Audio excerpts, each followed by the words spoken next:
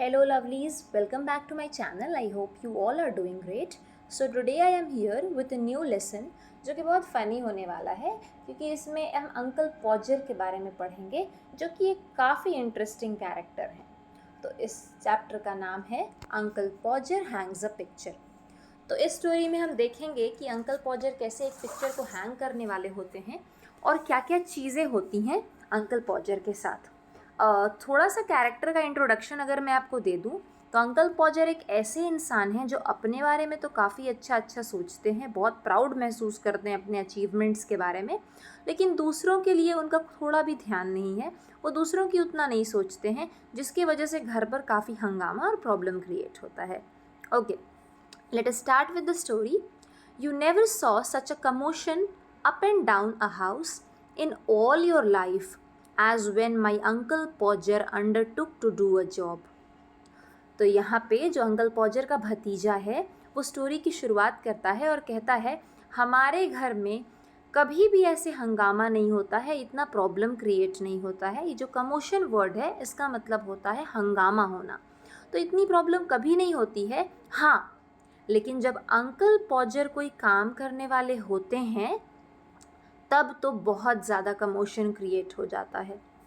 तो a picture would have come from the frame makers and be standing in the dining room waiting to be put up, and aunt Podger would ask what was to be done with it, and Uncle Podger would say, "Oh, you leave that to me. Don't you any of you worry yourselves about that. I will do all that." तो यहाँ पे एक picture आया हुआ रहता है जो कि फ्रेम मेकर्स ला करके घर पे रख देते हैं और वो डाइनिंग रूम में रखा हुआ होता है जिसे दीवार पर लगाना था। और आंट पॉजर जब कहती है कि इस पिक्चर का क्या करें, कहाँ लगाएं, तो अंकल पॉजर कहते हैं कि अरे अरे, इस चीज़ को तो तुम पूरी तरह से मेरे ऊपर छोड़ दो, तुम में से किसी को भी कोई चिंता करने की ज़रूरत नहीं है, ये सब तो मैं खुद ही कर लूँगा। And then he would take off his coat and begin, और उसके बाद फिर वो अपनी कोट को उतारते हैं और अपना काम शुरू करते हैं। सबसे पहले he would send the girl out for 6 penn'orth of nails and then one of the boys after her to tell her what size to get, and from that he would gradually work down and start the whole house. तो सबसे पहले uncle पॉजर एक लड़की को भेजते हैं 6 पेनर्थ of nails लेने के लिए। यहाँ पे जो वर्ड है 6 पेनर्थ एक ओल्ड ब्रिटिश मनी है, पहले के समय में ब्रिटिशर्स के द्वारा यूज़ की गई मनी है, और उतने के नेल्स यानी कि कील वो लड़की को लेने के लिए भेजते हैं। और उतना ही नहीं, उस लड़की के पीछे वो एक और लड़के को भेज देते हैं ये बताने के लिए कि किस साइज़ के कील उसे लेकर आने हैं, और फिर वहाँ से वो शुरुआत करते हैं अपने काम को करने का। Now you go and get me my hammer, Will, he would shout, and you bring me the rule tom. तो सभी बच्चों को आप देख सकते हैं कि अंकल पॉजर काम पे लगा रहे हैं, जिसमें से वो विल को कहते हैं कि तुम जा कर के मेरा हैमर ले आओ। हैमर का मतलब होता है हथौड़ा। I hope you people know this. और उसके साथ वो टॉम को कहते हैं कि तुम जा कर के मेरे लिए रूल ले आओ। रूल का मतलब होता है यहाँ पे रूलर। वो कहते हैं कि तुम मेरे लिए जाके रूलर ले आओ। And I shall want the step ladder and I had better have a dining room chair too. तो ये कुछ चीज़ें हैं जो अंकल पॉजर को चाहिए, जैसे कि उन्हें एक स्टेप लैडर चाहिए। तो स्टेप लैडर एक ऐसी सीढ़ी होती है जो फोल्डेबल होती है, ज़्यादा हाइट की नहीं होती है, तो वो छोटी सी सीढ़ी होनी चाहिए, और एक डाइनिंग रूम का चेयर भी चाहिए। And Jim, you run round to Mr Goggles and tell him Pa's kind regards and hopes his leg's better. तो मिस्टर गॉगल यहाँ पे कौन है? तो जिम को वो कहते हैं कि हो सकता है वो शायद से उनके कोई फ्रेंड रहे हो, तो जिम को वो कहते हैं कि तुम मिस्टर गॉगल्स के पास जाओ और उन्हें मेरी ग्रीटिंग्स दो, मतलब उन्हें नमस्ते कहो, मेरे काइंड रिगार्ड्स दो, और उनसे पूछो कि उनका जो पैर है वो उम्मीद करते हैं कि पहले से बेहतर है, और कहते हैं and will he lend me his spirit level, और उनसे जाके पूछो कि क्या वो अपने स्पिरिट लेवल को मुझे लेंड करेंगे। तो लेंड का मतलब होता है कुछ टाइम के लिए उधार देना, और स्पिरिट लेवल एक ऐसी डिवाइस है जिसका यूज़ हम करते हैं कोई भी चीज़ को परफेक्टली मेजर करने के लिए कि वो पूरे स्ट्रेट लाइन में हो, चाहे परफेक्टली स्ट्रेट हॉरिजॉन्टल या फिर वर्टिकल। तो वो स्पिरिट लेवल भी टूल उन्हें चाहिए था, जिसे वो मिस्टर गॉगल्स के पास जिम को लेने के लिए भेजते हैं। And don't you go Maria, because I shall want somebody to hold me the light. और वो मारिया को कहते हैं, जो मारिया है ये उनकी वाइफ हैं, यानी वह आंट पॉजर। तो वो मारिया को कहते हैं अपनी वाइफ को कि तुम कहीं पर मत जाना, क्योंकि मुझे एक और इंसान चाहिए होगा जो मुझे लाइट पकड़ के दिखाएगा। And when the girl comes back she must go out again for a bit of picture cord. और जब फिर कहते हैं कि वो गर्ल वापस आ जाएगी कील ले करके, तो मैं उसे दोबारा से भेजने वाला हूँ थोड़ा सा पिक्चर कॉर्ड लाने के लिए। अब ये पिक्चर कॉर्ड क्या होता है? एक तरह की रस्सी होती है जिसे हम पिक्चर को दीवार पर हैंग करते हैं या फिर टांगते हैं। आगे, and Tom, where's Tom? Tom, you come here, I shall want you to hand me up the picture. और वो टॉम को बुला करके कहते हैं कि टॉम तुम यहाँ पे आओ और तुम मुझे ये पिक्चर को पकड़ाओगे ताकि मैं उसे दीवार पर लगा सकूँ। And then he would lift up the picture and drop it, and it would come out of the frame, and he would try to save the glass and cut himself, and then he would spring round the room looking for his handkerchief. तो अभी तक तो इन्होंने सारे बच्चों को, सारे घर के मेंबर्स को काम पे लगा दिया था, और अब ये क्या करते हैं ना, जैसे ही पिक्चर को लिफ्ट करते हैं यानी उठाते हैं तो उसे गिरा देते हैं और उससे पिक्चर फ्रेम के बाहर आ जाती है। और वो जब ग्लास को बचाने की, यानी कि जो कांच है उसको बचाने की कोशिश करते हैं तो ये अपना गलती से हाथ काट लेते हैं और उसके बाद पूरे रूम में घूम रहे होते हैं अपना हैंडकरचीफ ढूंढते ढूंढते, यानी कि अपने रुमाल को ढूंढते ढूंढते।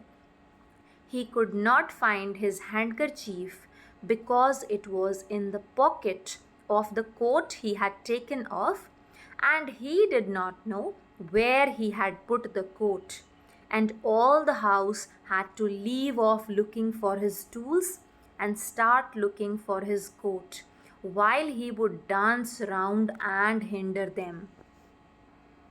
तो अंकल पॉजर को अपनी हैंडकरचीफ नहीं मिल रही होती है क्योंकि वो उसी कोट के पॉकेट में थी जिसे उन्होंने अभी अभी उतारा था, और उन्हें यही नहीं याद था कि उन्होंने कोट को कहाँ रख दिया है। और अब सारे घर के मेंबर्स को वो जो टूल्स थे उनको सर्च करने छोड़ करके उनकी कोट को सर्च करना पड़ रहा था, और वो पूरे रूम में डांस करके घूम घूम करके सबको रोके जा रहे थे कि कहाँ पे है, क्या है, तुम्हें नहीं पता। आगे, Doesn't anybody in the whole house know where my coat is? क्या घर में किसी को भी नहीं पता कि मेरा कोट कहाँ है? I never came across such a set in all my life. Upon my word, I didn't. तो अंकल पॉजर कहते हैं कि मैंने ऐसे लोग तो कभी देखे ही नहीं हैं, कभी भी नहीं। 6 of you and you can't find a coat that I put down not 5 minutes ago. Well, of all the, तो ये किस तरह से ब्लेम को जो है शिफ्ट कर देते हैं बाकी लोगों पे। तो कोट इन्होंने खोला है, लेकिन ये कहते हैं तुम लोग 6 लोग हो और 6 लोगों में से कोई भी मेरे कोट को नहीं ढूंढ पा रहा है जिसे मैंने अभी जस्ट 5 मिनट पहले उतारा था। Then he would get up and find that he had been sitting on it and would call out, "Oh, you can give it up. I have found it myself now." तो इन्हें अपनी गलती दिखाई ही नहीं देती। थोड़ी देर बाद जब ये खड़े होते हैं तो पाते हैं कि कोट के ही ऊपर ये बैठे हुए थे, और जब इन्हें कोट मिल जाता है तो ये कहते हैं अब तुम लोग रहने ही दो, मैंने खुद ही ये कोट को ढूंढ लिया है। Might just as well ask the cat to find anything as expect you people to find it. तो इससे तो बेहतर होता कि मैं बिल्ली को कह देता कुछ ढूंढ के लाने के लिए, तो वो ला देती, लेकिन तुम लोगों से कहना बेकार है। ये अंकल पॉजर अपने घर के मेंबर्स को कहते हैं। And when half an hour had been spent in tying up his finger, and a new glass had been got, and the tools, and the ladder, and the chair, and the candle had been brought, he would have another go. The whole family, including the girl and the charwoman, standing round in a semicircle ready to help. तो अभी uncle पॉजर सभी लोगों को अपनी ओर attract किए हुए हैं ताकि ध्यान दे करके अपना काम करवाने के लिए। तो आधे घंटे एक तो बीत जाते हैं उन्हें अपनी फिंगर को टाई करने में, क्योंकि उसमें चोट लग गई थी। और उसके बाद फिर जब न्यू ग्लास आ जाता है, टूल्स आ जाते हैं सारे, लैडर यानी कि सीढ़ी आ जाती है, चेयर, कैंडल, सब कुछ आ जाते हैं। तो जो पूरा फैमिली है वो सेमी सर्कल में खड़े हो जाता है, सब घेर लेते हैं अंकल पॉजर को उनकी हेल्प करने के लिए। यहाँ पे जो वर्ड है 4 विमेन, इसका मतलब होता है एक लेडी जो मेड का काम करती हो, यानी कि क्लीनिंग का काम करती हो। तो सब रेडी हैं अंकल पॉजर की मदद करने के लिए। 2 people would have to hold the chair and a third would help him up on it and hold him there. तो 2 लोग पहले तो चेयर को पकड़ते हैं और जो तीसरा है वो उसे पकड़ के खड़ा रहता है और अंकल पॉजर को हेल्प करता है चेयर के ऊपर चढ़ने में। And fourth would hand him a nail, और जो फोर्थ वन है वो उन्हें कील पकड़ाएगा। Fifth would pass him up the hammer, और जो फिफ्थ पर्सन है वो उन्हें जो हैमर है या हथौड़ी है वो पकड़ाएगा। And he would take hold of the nail and drop it, और जब सभी लोग अपना काम कर देते हैं तो वो कील को जब पकड़ते हैं तो वो उनके हाथ से गिर जाती है। There he would say in an injured tone, now the nail's gone. तो कहते हैं अब देखो ये नेल भी गिर गया, यानी कि ये कील भी नीचे गिर गई। And we would all have to go down on our knees and grovel for it, while he would stand on the chair and grunt and want to know if he was to be kept there all the evening. तो फिर से अब सारे बच्चे अपने काम पे लग जाते हैं, यानी कि सारे बच्चे अपने नीज़ पर आ जाते हैं, दोनों हाथ और दोनों पैर पर क्रॉल करके, रेंग करके अब वो कील को सर्च करने लग जाते हैं। यहाँ पे जो वर्ड है ग्रोवल, ग्रोवल का मतलब होता है अपने हाथ और पैर के ऊपर आ जाना और आकर के रेंग करके कोई चीज़ को ढूंढना। तो सारे बच्चे अब कील ढूंढने लग जाते हैं और ऊपर चेयर पे खड़े अंकल पॉजर ग्रंट कर रहे होते हैं। ग्रंट करने का मतलब होता है एक तरह की आवाज़ निकालना, ताकि वो दिखा रहे हैं कि उन्हें वहाँ अच्छा नहीं लग रहा है, उन्हें चिढ़ मच रही है। और फिर वो सोचते हैं कि पता नहीं ये लोग क्या मुझे शायद इवनिंग तक यहीं पे खड़े रखने वाले हैं, एक छोटा सा पिक्चर को हैंग करने के लिए। The nail would be found at last, but by that time he would have lost the hammer. तो एक और प्रॉब्लम क्रिएट हो जाती है। जब फाइनली ये बच्चे नेल को ढूंढ लेते हैं तब तक जो हैमर है वो गुम हो जाता है। अब अंकल पॉजर कहते हैं, where's the hammer, what did I do with the hammer, great heavens, 7 of you gaping round there and you don't know what I did with the hammer। तो ये भी आ गई बच्चों की गलती। अब फिर से अंकल पॉजर कह रहे हैं, हैमर कहाँ है, मैंने हैमर के साथ क्या किया। तुम लोग 7 लोग यहाँ पे गेप करके खड़े हो, गेप करके यानी कि मुंह खुला बस रखे हुए हो, मुझे देख रहे हो, और तुम्हें ये नहीं पता है कि मैंने हैमर के साथ क्या किया, वो हैमर कहाँ गया। We would find the hammer for him and then he would have lost sight of the mark he had made on the wall। तो अगेन जब ये बच्चे उन्हें हैमर ढूंढ करके दे देते हैं तो फिर वो साइट लूज़ कर जाते हैं जहाँ पे उन्हें वॉल में मार्क किया था। मार्क करने का मतलब है जहाँ पे उन्हें कील को ठोकनी थी, कील को लगानी थी, उस जगह पे उन्होंने एक मार्क बना दिया था, यानी कि एक निशान बना दिया था। तो अब वो निशान जो है इन्हें मिल नहीं रहा है जहाँ पे वो नेल को अंदर जाना था। And each of us had to get up on the chair beside him and we would each discover it in a different place and he would call us all fools one after another and tell us to get down. तो अब क्या होता है कि सारे बच्चे एक एक करके उस चेयर पे चढ़ते हैं और वो अलग अलग जगह पे निशान बताते हैं कि ये रहा निशान, यहाँ रहा निशान। सारे बच्चे अलग अलग जगह पे निशान को बता रहे होते हैं। तो अंकल पॉजर को गुस्सा आता है और वो उन सभी बच्चों को फूल बुलाते हैं, यानी कि बेवकूफ़ कहते हैं, और कहते हैं कि वो सब नीचे आ जाएं, यानी नीचे उतर जाएं। And he would take the rule and remeasure and find that he wanted half 31 and 3/8 inches from the corner and would try to do it in his head and go mad। तो वो दोबारा से ruler को लेते हैं और remeasure करते हैं, यानी कि अपनी जो मेजरमेंट है उसे दोबारा लेते हैं और वो देखते हैं कि उन्हें 1/2 31 इंचेस जो है वो चाहिए कॉर्नर से। और फिर जब वो उसे माइंड में करने की कोशिश करते हैं तो उन्हें लगता है कि वो पागल हो जाएंगे। And we would all try to do it in our heads and all arrive at different results and sneer at one another. फिर ये बच्चे अपने दिमाग में जब इसे कैलकुलेट करने की कोशिश करते हैं कि ये कहाँ पे आएगा पॉइंट, तो सारे बच्चों के जो आंसर आते हैं फिर अलग अलग आते हैं और ये सब एक दूसरे को देख के चिढ़ने लग जाते हैं। And in the general row, the original number would be forgotten and Uncle Podger would have to measure it again. तो ये करते करते जो ओरिजिनल नंबर था, जितनी मेजरमेंट ली थी उन्होंने, ये उसे भूल जाते हैं और इन्हें फिर से दोबारा से इसे मेजर करना पड़ जाता है। He would use a bit of string this time and at the critical moment when the old fool was leaning over the chair at an angle of 45 and trying to reach a point 3 inches beyond what was possible for him to reach, the string would slip and down he would slide onto the piano, a really fine musical effect being produced by the suddenness with which his head and body struck all the notes at the same time. तो यहाँ पे commotion create हुए जा रहा है। जब इतनी चीज़ें हो चुकी हैं तो इस बार अंकल पॉजर एक स्ट्रिंग का इस्तेमाल करते हैं। स्ट्रिंग का मतलब होता है एक धागा या फिर थ्रेड, और वो थ्रेड से मेजर करने की कोशिश करते हैं और इन्हें यहाँ पे ओल्ड फूल कहा गया है, यानी कि बूढ़े और बेवकूफ़ इंसान। तो ओल्ड फूल जब ये चेयर के ऊपर लीन कर रहे थे, तो यहाँ पे जो वर्ड है लीन का मतलब होता है झुकना। जब चेयर पे वो झुके हुए थे और 45 डिग्री का एंगल बना रहे थे, तब वो ऐसे पॉइंट पर पहुँचना चाह रहे थे जो उनके पहुँच से 3 इंचेस बाहर थी।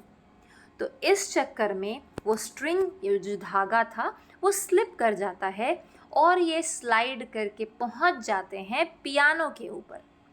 और जैसे ही अंकल पॉजर पियानो के ऊपर जाते हैं तो एक म्यूज़िकल इफ़ेक्ट क्रिएट होता है, उसमें से एक म्यूज़िक निकलता है जब उनका जो हेड और बॉडी स्ट्राइक करता है पियानो के नोट्स के ऊपर, यानी कि जब वो गिरते हैं तो एक म्यूज़िकल नोट क्रिएट हो जाता है। And aunt Maria would say she would not allow the children to stand around and hear such language.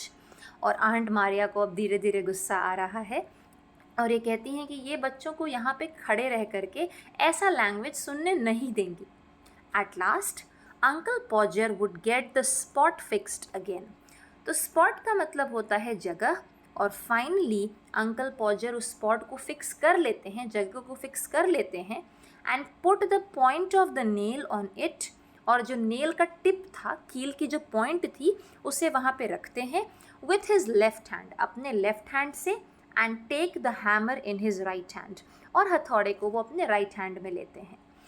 And with the first blow, और वो पहली बार जब कील पर हथौड़े को मारते हैं तो फर्स्ट ब्लो में he would smash his thumb. तो एक और कल्याण यहाँ पे हो जाता है जहाँ ये अपने थंब को ही चोट पहुँचा देते हैं, चोट लगा लेते हैं अपने थंब में। And drop the hammer with a yell, और येल, यहाँ पे जो वर्ड है येल का मतलब होता है चिल्लाना, तो चिल्ला करके ये हैमर को ड्रॉप कर देते हैं ऑन समबडीज टोज, किसी और बच्चे के टोज के ऊपर। Aunt Maria would mildly observe that next time that Uncle Podger was going to hammer a nail into the wall, she hoped he would let her know in time so that she could make arrangements to go and spend a week with her mother while it was being done. तो aunt Maria यानी कि aunt पॉजर वो इतनी ज़्यादा irritate हो चुकी है इस काम से कि वो कहती हैं कि अंकल पॉजर अगर कभी भी आगे से दीवार में अगर कोई उन्हें कील ठोकनी रहेगी तो वो उम्मीद करती हैं कि वो उन्हें पहले ही बता देंगे ताकि वो अपनी सारी अरेंजमेंट्स करके 1 हफ्ते तक अपनी मदर के पास चली जाएंगी और वहाँ पे आराम से टाइम स्पेंड करेंगी। Oh you women, you make such a fuss over everything, Uncle Podger would reply, picking himself up. तो अंकल पॉजर अपने आप को उठाते हैं क्योंकि वो तो गिरे हुए थे, और फिर उठा करके कहते हैं, वो अभी भी अपने ऊपर ब्लेम नहीं ले रहे हैं, वो आंट पॉजर को ही कह रहे हैं कि अरे तुम्हारी तो आदत ही है छोटे छोटे बातों का बतंगड़ बनाने का। Why I like doing a little job of this sort. वो कहते हैं कि मुझे तो ऐसे छोटे छोटे काम करना बहुत अच्छा लगता है। And then he would have another try, and at the second blow the nail would go clean through the plaster and half the hammer after it, and Uncle Podger be precipitated against the wall with force nearly sufficient to flatten his nose. तो अभी भी इन लोगों की दिक्कतें जो है वो ख़त्म नहीं होती, और होता क्या है, जब सेकेंड टाइम वो कील पर हिट करते हैं हैमर के साथ, तो जो कील है वो प्लास्टर में घुस जाती है, और उसी के साथ जो आधा हथौड़ा है वो भी घुस जाता है, और अंकल पॉजर भी प्रेसिपिटेटेड अगेंस्ट। तो यहाँ पे जो वर्ड है प्रेसिपिटेटेड, इसका मतलब होता है चिपक जाना, बिल्कुल प्रेस हो करके दीवार में सट जाना। और ये जो है इतनी ताकत के साथ हुआ जैसे कि ये उनके नाक को ही चपटा कर देगी, यानी कि फ्लैटन कर देगी। तो अंकल पॉजर जो हैं वो मुसीबत पे मुसीबत क्रिएट करते जा रहे हैं। और आगे, then we had to find the rule and the string again and new hole was made, and about midnight the picture would be up, very crooked and insecure, the wall for yards round looking as if it had been smoothed down with a rake. तो इन बच्चों को दोबारा से ruler और string खोजना पड़ता है, और फिर एक नई जगह पे वो होल या फिर छेद किया जाता है। एंड मिडनाइट तक, यानी कि बीच रात होते होते तक वो पिक्चर फाइनली लग जाती है। वेरी क्रूकेड एंड इनसिक्योर, तो क्रूकेड का मतलब होता है टेढ़ा, और इनसिक्योर का मतलब अभी भी वो पिक्चर सेफ नहीं है, ऐसा लग रहा है कि वो पिक्चर कभी भी गिर सकती है। And the wall for yards round looking as if it had been smoothed down, और ऐसा लग रहा था कि जो आसपास की दीवारें हैं वो भी थोड़ी डैमेज हो गई हैं और ज़्यादा स्मूथ लग रही थी। And everybody dead beat and wretched except uncle Podger. तो अंकल पॉजर को छोड़ करके हर कोई डेड बिट एंड wretched, तो डेड बीट का मतलब होता है बहुत ज़्यादा थका हुआ, और wretched का मतलब होता है अनहैप्पी। सारे लोग नाखुश भी थे और बहुत थक भी गए थे, लेकिन अंकल पॉजर को छोड़ करके। There you are, he would say, stepping off the chair on to the 4 women's corns। और अभी भी यहाँ पे जो कमोशन था वो ख़त्म नहीं होता है। उतरते उतरते भी अंकल पॉजर एक और अच्छा सा प्रॉब्लम क्रिएट कर देते हैं। जब वो स्टेप ऑफ कर रहे होते हैं चेयर से, तो वो 4 women के कॉर्न पर चढ़ जाते हैं। तो अंकल पॉजर उस 4 women के, यानी कि जो सफाई कर्मी थी वो लेडी, उसके कॉर्न्स पर चढ़ जाते हैं। तो कॉर्न्स का क्या मतलब है? कॉर्न्स का मतलब होता है जहाँ पे अगर रिपीटेड फ्रिक्शन हो या फिर प्रेशर पड़े, जैसे कि उसके पैर में, पैर के स्किन में लगातार दबाव पड़ने की वजह से या फिर ज़्यादा रगड़ने की वजह से उस एरिया में स्किन जो है वहाँ की थोड़ी थिक हो जाती है या फिर हार्ड हो जाती है, और उससे चलने में काफ़ी पेन होता है। तो अंकल पॉजर उसके कॉर्न्स पर स्टेप कर जाते हैं and surveying the mess he had made with evident pride. और जो मेस उन्होंने किया था, जो सब कुछ उन्होंने बिखेर रखा था, वो उसे बहुत प्राइड के साथ देखते हैं, यानी बहुत गर्व के साथ देखते हैं कि वाह मैंने क्या काम किया है। Why some people would have had a man in to do a little thing like that?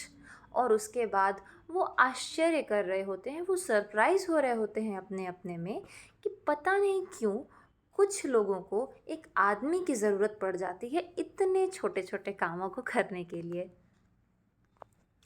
तो ये थे हमारे स्टोरी के फ़नी कैरेक्टर अंकल पॉजर, जिन्होंने सिर्फ एक पिक्चर लगाने में पूरे घर को सर पर उठा लिया और सभी को परेशान कर दिया, और उन्हें इसका रियलाइजेशन भी नहीं हुआ। And I hope you understood the story and enjoyed the story. और ऑल्सो आप लोग मुझे कमेंट करके बताइएगा कि आपको कोई अंकल पॉजर जैसा मिले तो आप इस सिचुएशन को कैसे हैंडल करेंगे। And thank you so much for watching this video. तो मिलते हैं हम नेक्स्ट वीडियो में, तब तक के लिए बाय एंड हैप्पी लर्निंग।